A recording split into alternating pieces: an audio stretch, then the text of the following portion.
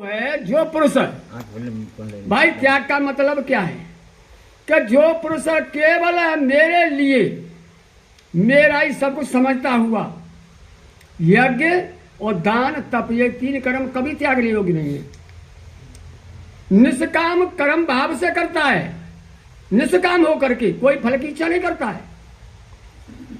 और वास्तव में वो कह रहे हैं कि भैया मेरे को जानने के लिए मेरे को सब कुछ समझता हुआ मेरे को प्राप्त करने के लिए तत्पर है।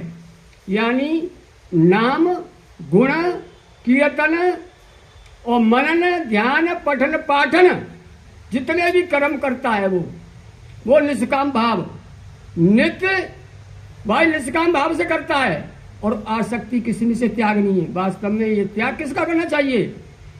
वो कहते हैं कि भैया जो धन और स्त्री और पुत्र इनसे आसक्ति रहित है, इनसे आसक्ति इनमें आसक्ति न हो उसकी।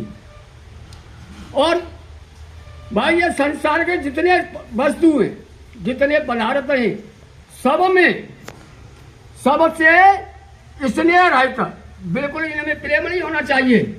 और संपूर्ण भूत प्राणियों से भाई सब भूत प्राणी से वैर भाव से रहित हो, किसी से वैर भाव नहीं होना चाहिए। तो ऐसा व्यक्ति जो है वो सब कुछ त्यागने वाला और सब कर्म करता हुआ भी मुझको ही प्राप्त होता है, ऐसा तो मैंने सीखा है। और वास्तव में रामायण में कह रहे हैं कि ज्ञान मान जा एक नाही देखिए। हाँ भाई ऐसा है कि जाके अंदर ये ज्ञान क्या है कि जिसके अंदर मान आदि कुछ भी नहीं रहता है और सब में श्री राम को ही भगवान को ही देखता है।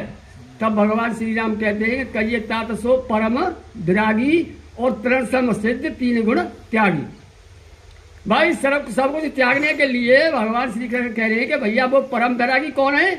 जिसने सारी सिद्धियां और तीनों गुणों को तिनके के समान त्याग चुका हो, वो भाई वास्तव में सर्व त्यागी है और वो ही वैराग्यवान है।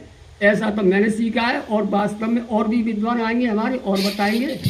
बोलिए वृंदावन बांके हरिलाल की।